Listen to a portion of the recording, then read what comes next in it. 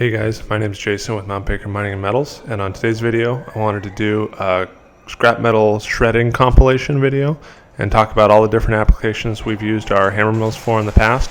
And at the end of the video we talk about maintenance, wear rates, and how our hammer mills are built and put together. And we manufacture all our hammer mills here in the USA, so if you'd like more information about our hammer mills, you can send us an email or find more info on our website. And be sure to look in the description below for all of our contact info.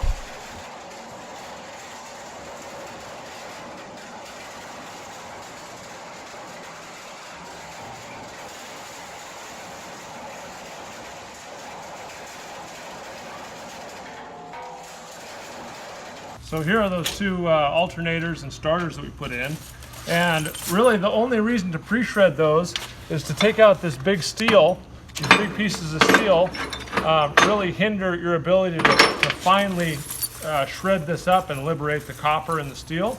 And so by pre-shredding, you can liberate all this big steel, have someone on a picking conveyor picking it out, and then have all this stuff go through one of our smaller scrap lines with a much smaller screen, and all of this copper and these small steel plates and the cast aluminum can be liberated and then separated by a magnet, and you can get the ferrous and non-ferrous separated.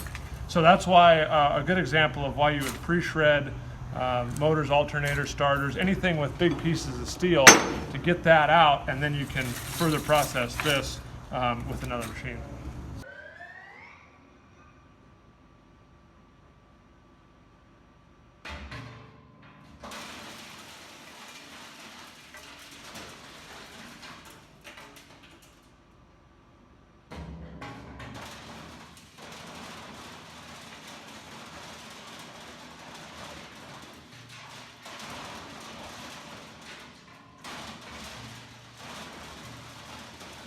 Okay, so here's our dirty brass that went through the hammer mill. And if you run this under a mag belt and you get somebody picking, you can clean up a lot of clean brass from all that stuff that wasn't worth very much.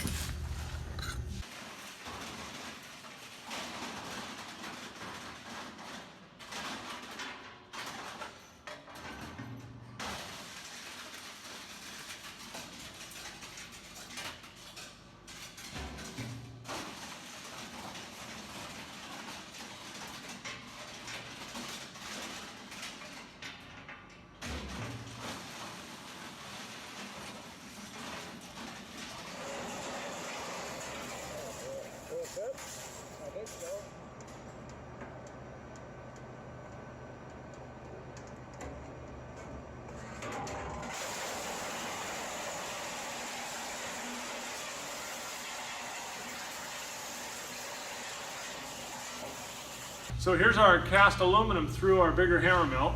And again, this is with a 4-inch square hole, but you can see it broke up the cast aluminum off that motorcycle wheel here, the springs and stuff. There was stuff out of the chainsaw housing you can see here. There's that little electric motor that came out of that sander that we liberated. And so we broke up and liberated, there's that piece of steel off that car part. But we liberated a whole bunch of clean aluminum now that can be sorted, picked, and we've upgraded the value quite a bit.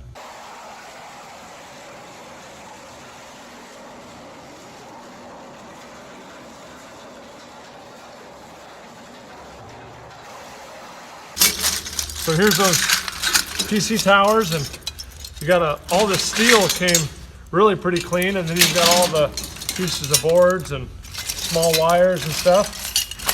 So that broke them up pretty good.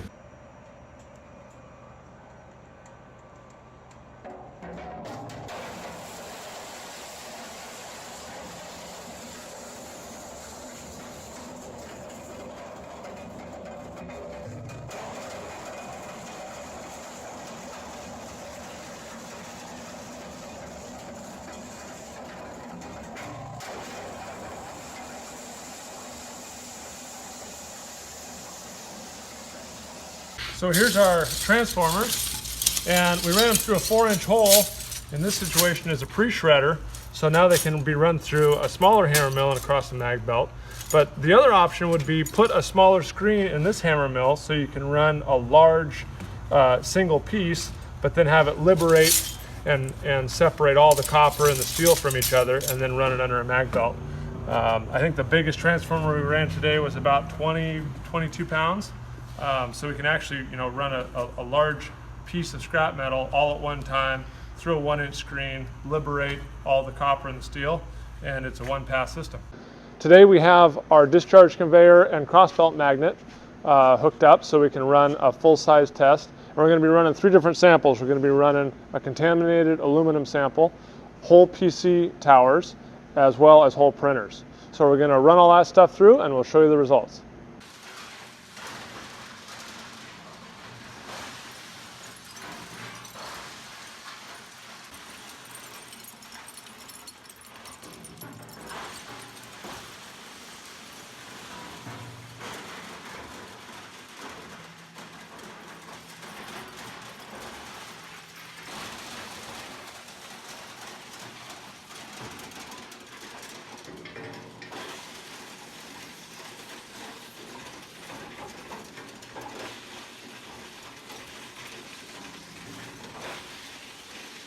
Okay, so here's our crushed up clean aluminum.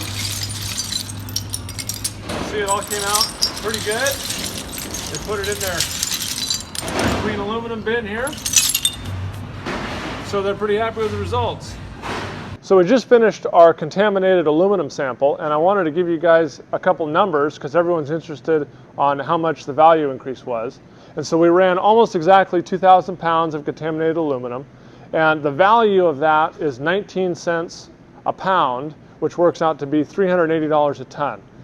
Now we ran the sample, pulled the steel out, and we ended up pulling out almost exactly 25% weight was in the steel. So we ended up, if you ran 2,000 pounds, you would end up with 1,500 pounds of clean cast aluminum. And today's prices on clean cast are about 37 cents a pound, which equates to $555 for that 1,500 pounds. So if you take the difference, we actually increased the value of the cast aluminum by $175 using the machine behind me, and the run time for the whole 2,000 pounds was about 35 to 40 minutes.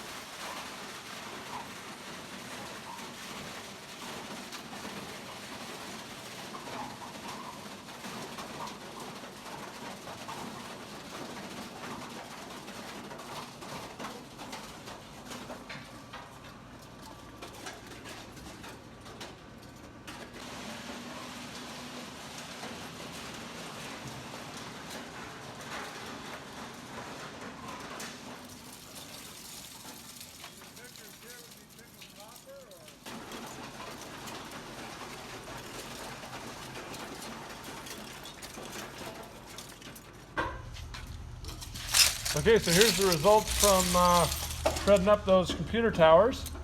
And I don't know, we probably did 20 to 30 or so. And this is the stuff that went under the mag belt. The steel has, for the most part, been pulled out of it.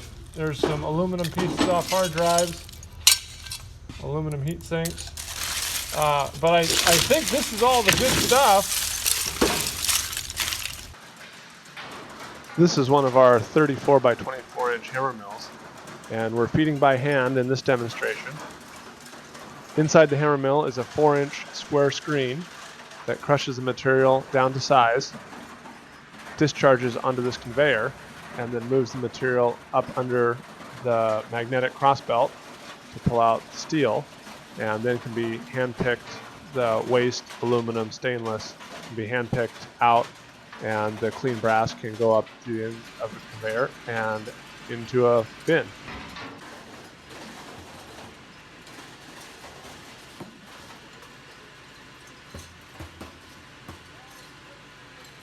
So here's what we got out of that bin of contaminated brass we ran. And we got a barrel full of the clean brass, the stuff that went under the mag belt, and then we picked it and tried to get all the aluminum and the stainless out. We got a barrel of copper. The light's bad, but there's our clean copper. And then this is a barrel of miscellaneous stuff: aluminum, stainless steel, plastic, hoses, stuff like that. And then over here, this is the steel fraction that the magnet pulled out. Okay, so I just wanted to go over really quick the numbers from that brass we ran. We ended up running a total of 1,705 pounds, and if you're a scrapyard, the scrapyard can sell that for about 75 cents a pound right now, which is not a very good price. So the total value is going to be $1,278. This is the stuff after we processed it. The clean brass and clean copper is where the value was. We had a little bit of contaminated brass, mostly some reversing valves and some other things that we couldn't quite get clean with that 4-inch screen. So we just took them back as contaminated brass. Here's the breakdown by percentages, but what you'll see at the bottom here is after we processed that 1,705 pounds, we ended up with a value of about $21.48 that the scrapyard could sell once it was upgraded into clean brass and clean copper. So that was a value of about $870. It took us about 2 to 3 hours when you factor in the handling and the moving stuff around and getting cleaned up. So here's the sample we're going to be running today, and these are little tiny transformers, little electric motors.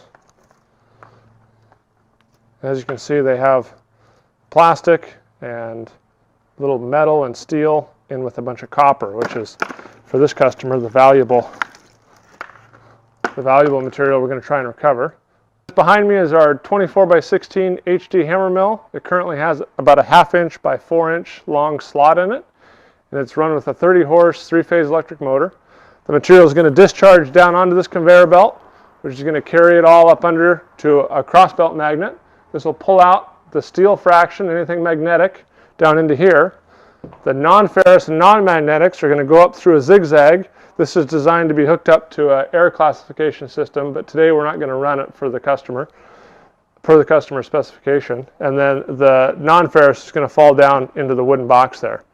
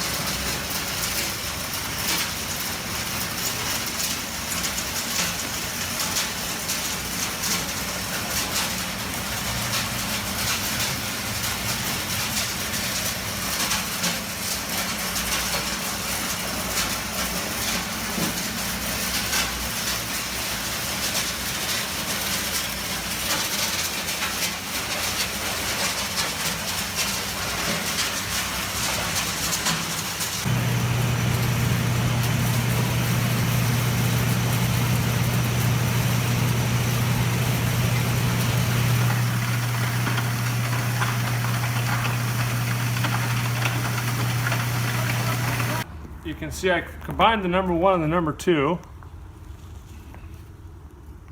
and it's pretty much all metal. There's a little bit of brass in there, and his sample actually had a little bit of boards, some boards in there too. So, but there's all the metal fraction, and this is the number 4, and also it's contaminated by some board stuff. But I think a lot of that yellow stuff was the plastic off the little transformers, and the black plastic from some of his little motors and stuff. We're going to run these units whole through this 24x16 HD hammer mill. There is no screen in it. We just want to break these apart and get these in one piece. We'll hand sort these out, and then we'll put the screen back in at about a 1/2 inch slot so we can liberate the copper and the steel out of these.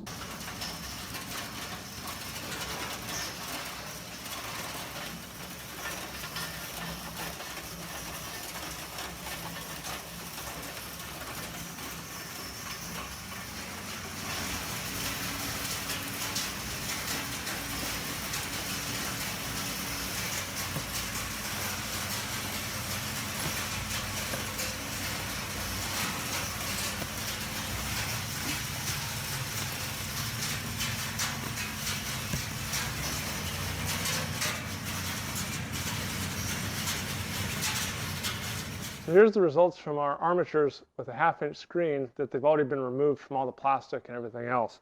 And it's separated really pretty good. We have the copper fraction or the non-magnetic fraction here. And then we have the steel fraction here. So here's the system we're going to be using today, and this is our demo system. This is a 16 by 12 hammer mill.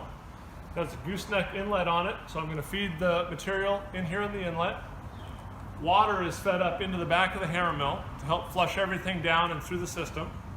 The hammer mill has a 1/4 inch punch plate screen and those blades that we've shown in some of our previous videos. So they're not hammers, it's more blades on this system.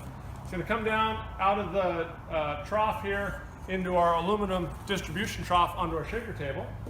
The table has gated valves here so you can adjust the feed rate onto the shaker table. The light plastic fluff and all the paper is going to come down into our number 4, into the waste.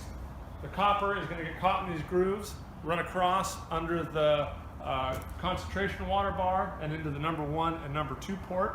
And then the number 3, we're going to see what happens there. I suspect there might be a little bit of plastic mixed in, and maybe some of the longer hair wires may get captured in number 3 that we can then rerun through the system and collect the copper again.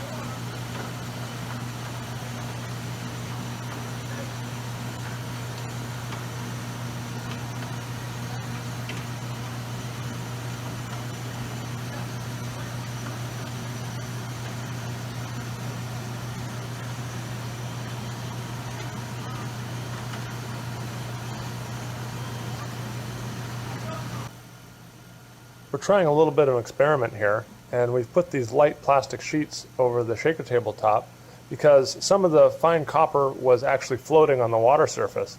And so we've added these plastic sheets to break the surface tension and force the copper wire underwater, which then allows it to come across into the number 1 and number 2 on the shaker table.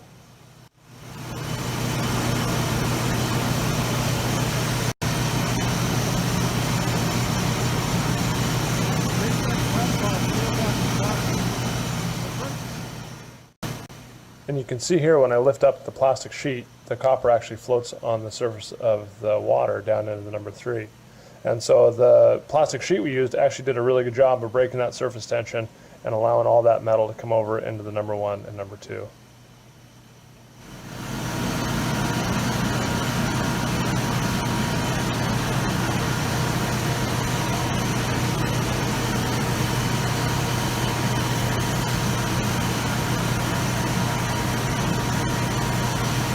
Here's the inside of our hammer mill with the hood taken off, and I wanted to show you guys the screen we used on the wire samples. This is a 1/4 inch punch plate hole, and the screen wraps all the way around both sides of the mill. And this is the rotor, and for our PCB and wire samples we use these blades, and they're 3/8 AR 400 steel, and we plas cut them out to have these points on them. And so as the hammer mill rotates around this way, the blades catch and grab the boards and the wire and drag them down into the mill and crush them up. And so this is a little bit different than our hammer mills for ore, but wanted to give you guys a shot of the inside and show you the screen we used on the wire. And this is the material here once it had been fully liberated through their granulator, and you can see it's 100% clean copper. The shaker table actually did a really, really good job on this material because the copper wire is small enough and it's fully liberated, so we ended up with 100% clean copper directly from the granulator.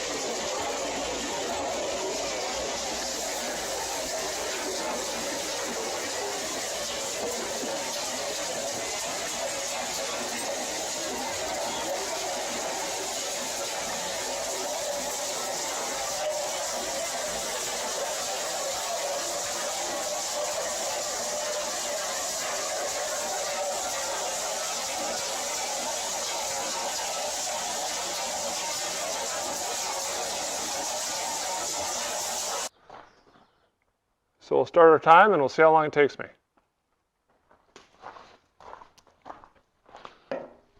The first step is going to be taking the lid off. I got to loosen these 4 bolts and then we're going to pull the lid with the forklift.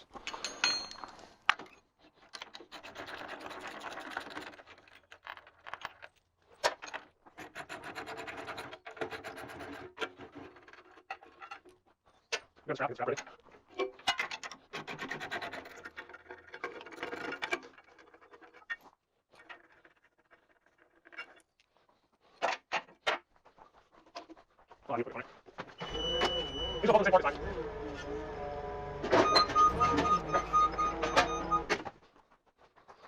Okay, so now that we have the head off, I'm going to loosen the armor bolts that hold the screen in. And there's 8 bolts, 4 on this side and 4 on this side. And when those are loose, I can pound on the screen here with my hammer and roll it out with the pry bar.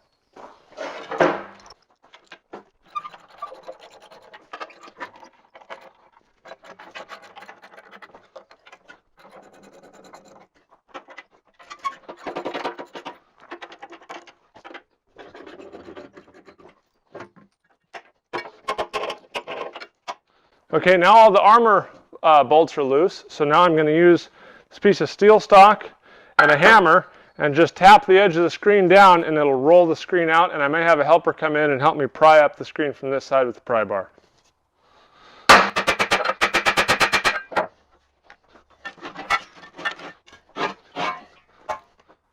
Okay, now the old screen's out. I'm going to put the new screen in and do the process in reverse.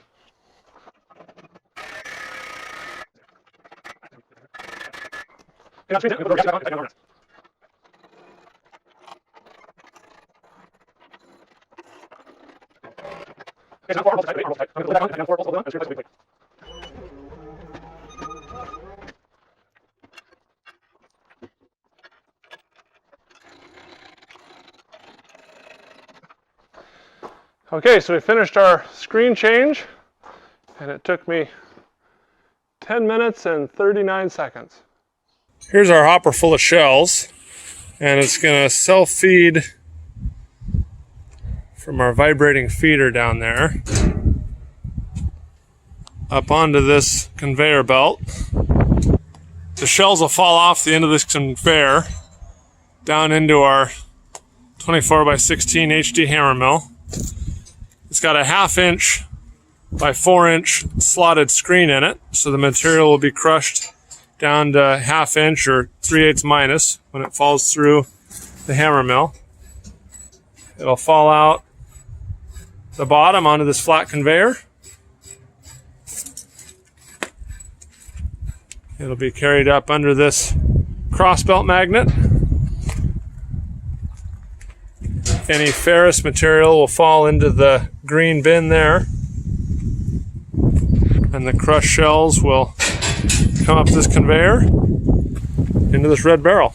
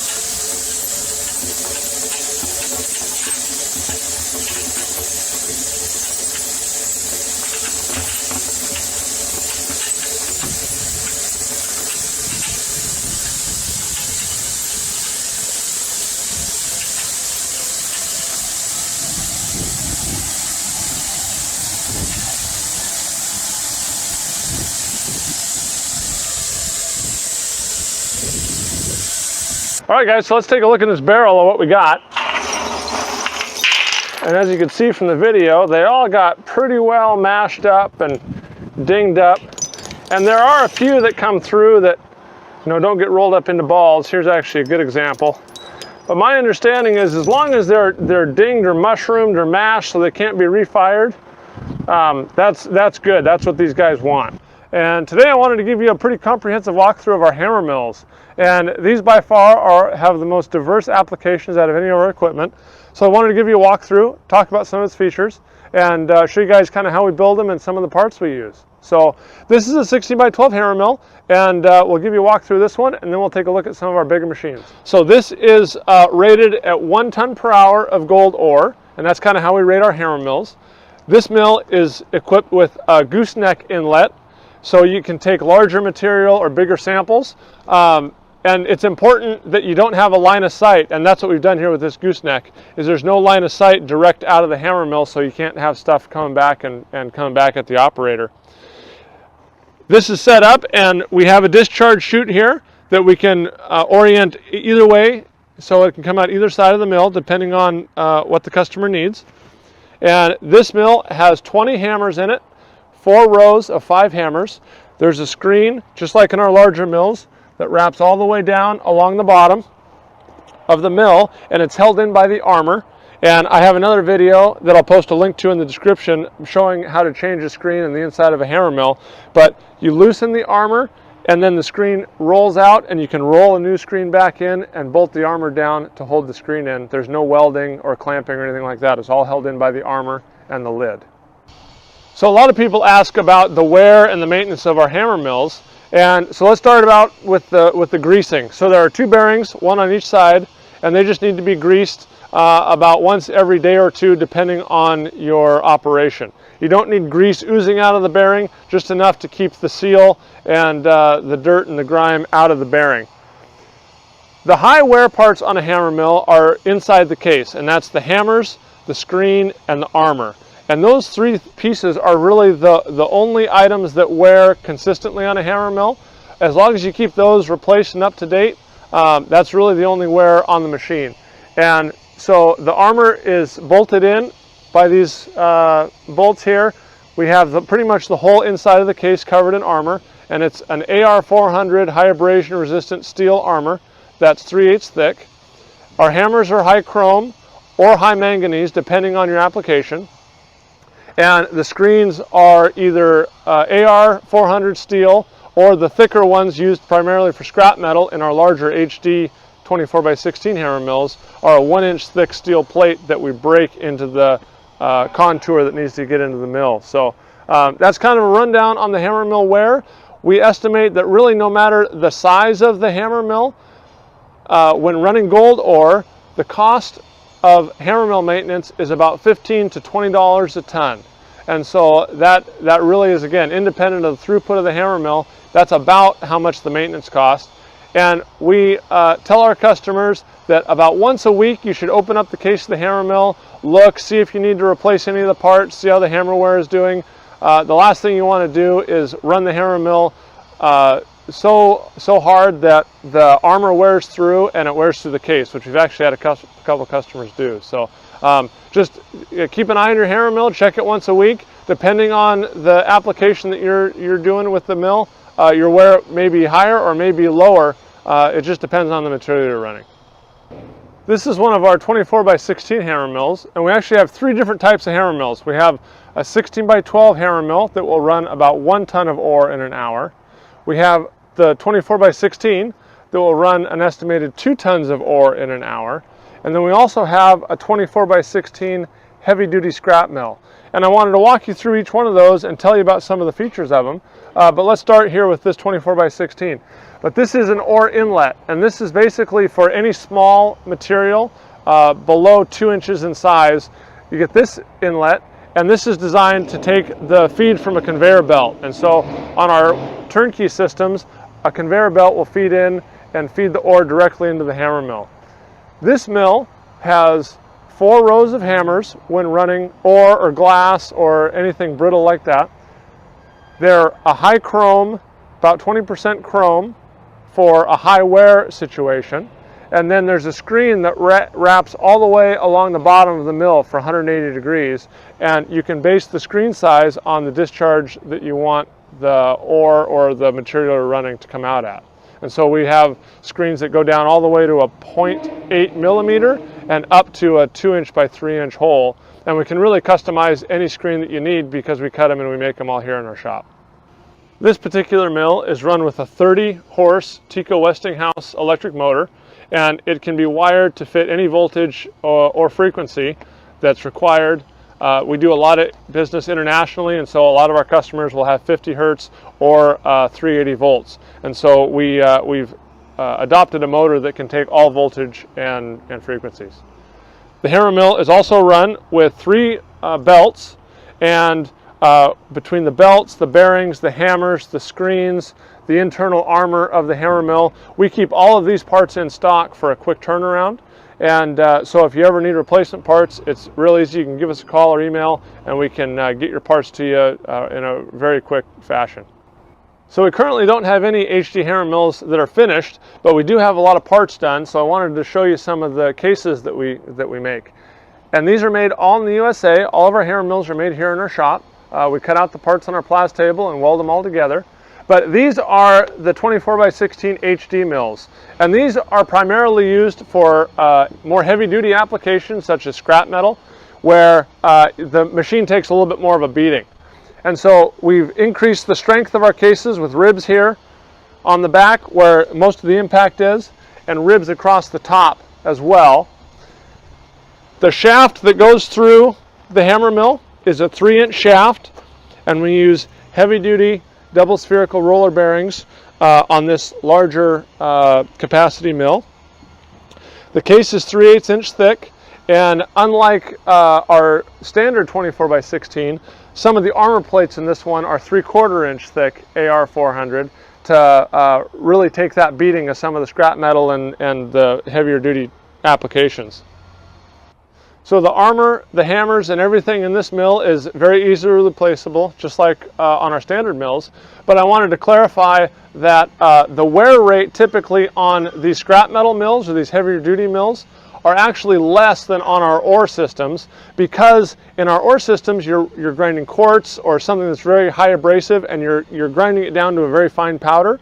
Whereas with these heavy duty hammer mills, it's more of an impacting, and then it'll go through the screen fairly quickly, so you're not actually grinding anything. So the wear rate and the cost of running a hammer mill, the maintenance on this mill is quite a bit less than our gold ore or some of those higher abrasion environments that some of our standard mills get put through. So these are our 1-inch slotted screens, and these are 1-inch thick steel. And these are typically used in our HD hammer mills for scrap metal. And at the 1-inch, or actually here's a 1/2-inch one, these have performed really well for us for transformer or small motor recycling to liberate the steel from the copper, and then the copper can and steel can go under a magnetic cross belt to pull the steel out, and the copper comes out fairly clean. So here's some screens we have in inventory that I want to walk you through. You've seen our larger 1-inch thick screens that typically have much larger holes. These ones here in front are 3/8 AR400 that we laser cut or plas cut the slots in, and these are used for ore or glass or bone shells, things like that need to be ground up very, very fine. These screens are all 24x16 hammer mill screens. Here's another one that's a 1/4-inch punch plate we use for our PCB recycling system. But again, you can see that we can pretty much custom make any screen that you need for whatever application. This is a 2-inch by 3-inch hole that we've cut in our screen. And this one is especially useful for much larger or bulkier items that need to be just crushed and discharged at a fairly large size. And so right now this is currently one of the larger holes we make. We have made holes larger, but this is one of our standard 2-inch by 3-inch screens for that scrap metal application. So this is the inside of one of our 24x16 hammer mills, and I wanted to show you the rotor in here and how this works. These are the pins that hold the hammers, and this is an inventory mill, and so we haven't actually put the hammers in because we don't know what the application is going to be. But the hammers hang on these pins here, and the pins are held in place by 2 steel plates on the outside, and these plates bolt through the rotor, and so the pins are captured. They can't move left or right, and so those plates make it really easy to change the pins and the hammers. This mill again has 4 rows of 6 hammers, so there's 24 hammers in total, and the rotor spins around at about 1200 RPM. And I wanted to talk about the armor a little bit. This is a 3/8 AR400 armor, and you can see that there's plates all along the mill, all over the inside. And I want to talk about the bolting mechanism here. These are carriage bolts, and they have a little square head under this button. And so you can loosen and remove the bolts without accessing the inside of the mill. So you can loosen all the bolts. We use nylocks here on the outside of the case to make sure they don't come loose during operation, but you can take an air gun or a ratchet and remove the nut completely without accessing the inside of the case. So I wanted to walk you through the 3 different types of hammers we use in our hammer mills and the different applications for each. And so let's start with this one. This is a high chrome, it's 20% chrome.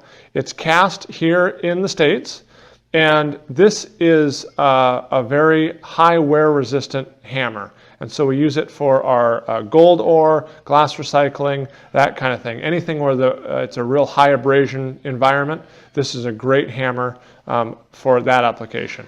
The hammer hangs on the pin here, and the hammer length makes it so that in the 24x16 or the 16x12 hammer mill, this hammer comes about a 1/4 inch away from the screen in the case. And so you have a very close tolerance hammer going around in the hammer mill very fast, and it's able to make a very, very fine powder.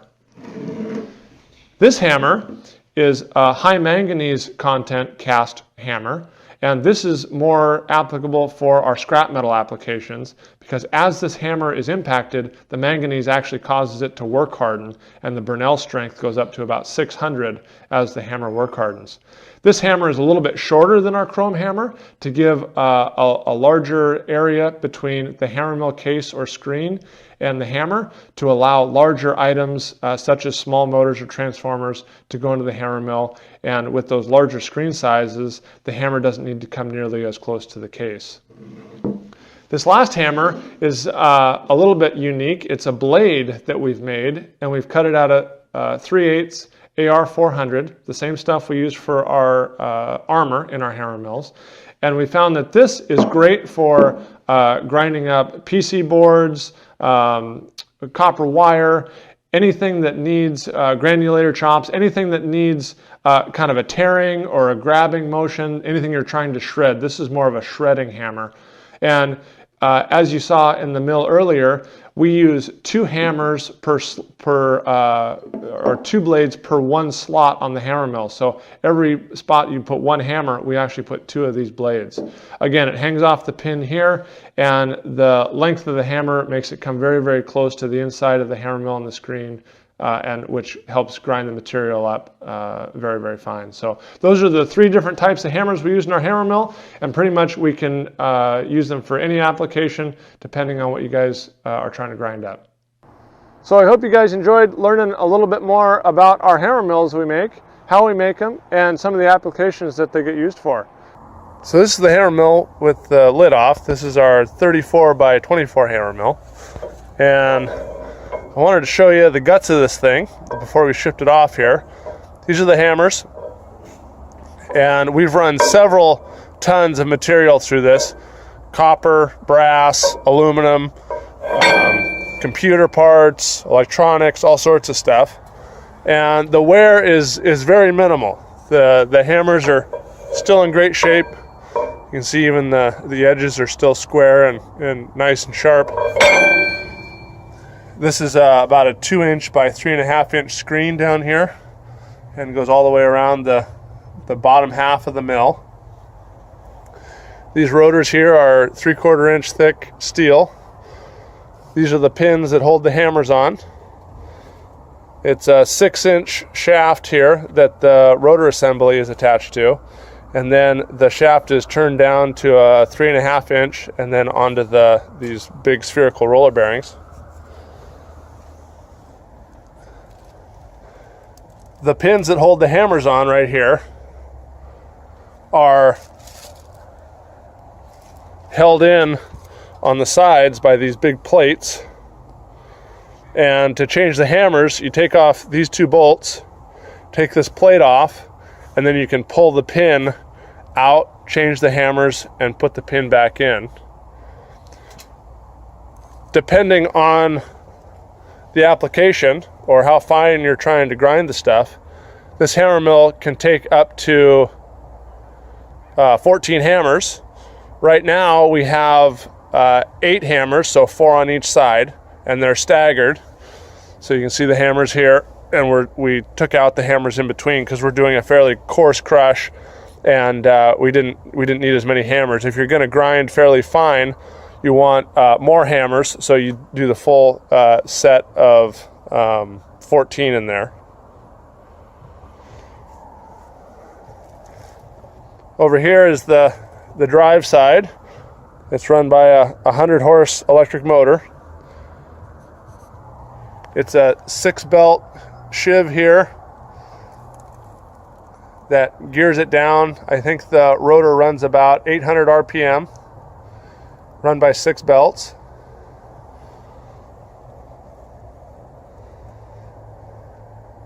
And we can cut any size screen that you need. We've made 2 so far, 4-inch by 4-inch square hole, and then this screen that's in the mill now. And the mill, the way the screen attaches in the mill is the armor on the side here holds the screen in place with the radius of the armor, and then the screen is held in by the lid, on both sides. So when the lid gets bolted on, it holds the screen in place. And to change the screen, you just take off the side plates, the armor side plates, and you can grab it here with a chain and use a crane or a forklift, and the screen just rolls out from under the rotor, so you don't need to take the rotor assembly out to change the screen. Here's a shot looking underneath the hammer mill at the screen. So this is where the material will get crushed and come out the bottom. And this screen is 1.25 inch thick steel. And then we have big, huge ribs on the back, stiffening ribs, to keep the screen in shape and for its lifetime in the mill. And then the screen is held on or supported on the edge of the mill by these big crescent-shaped steel pieces that bolt through and give that little lip right here for the screen to sit on. And there's one on both sides here that holds the screen in place. So here's the upper lid for the hammer mill, and this has 1/2 inch thick walls. It has stiffening ribs on the top and also on the back side here. And we'll take a look at the inside. All the wear surfaces are covered by 1 inch thick armor, the heavy wear surfaces. Here, the back plate here, and then the side is 1/2 inch thick because it wears less on the side. There's these big carriage bolts that hold the armor in place. And you can see from the wear that it's minimal. This is a AR400 abrasion resistant steel, and there's not even hardly any chips at all or any dings on the armor at all. So it's holding up very, very well to the impacts inside the hammer mill. So here's a video of the 4-inch screen we ran all our samples through. And this screen has had several tons of material, aluminum, brass, electronics, computers, all sorts of stuff run through it. And you can see the screen's still in great shape. It's got a few dings and dents here and there, as to be expected, but this is actually 1.5 inch thick steel. And you know, a little bit of wear on the corners of the screen isn't a big deal because the tolerance is so big. It's 4 inch by 4 inch. So even if it gets rounded out a little bit on the surface of the hole, it's not a big problem. So you've got, you know, hundreds and hundreds of tons of life in these screens. And then here's the hammers. We pulled one out so you can see very, very little wear on this hammer. It's drop forged manganese steel for extra long life. They work harden. And so, you know, I think the wear parts, there were some concerns on some of our earlier YouTube videos about the wear on the machine, but you can see now after we've run some samples through the mill and through the screens that the wear is pretty minimal, and I think it's gonna last a long time. So thanks for watching our video. Hope you guys enjoyed it. If you have any questions or comments, please leave us a comment below, or you can find our contact info in the description below. So thanks for watching, and we'll see you on the next one.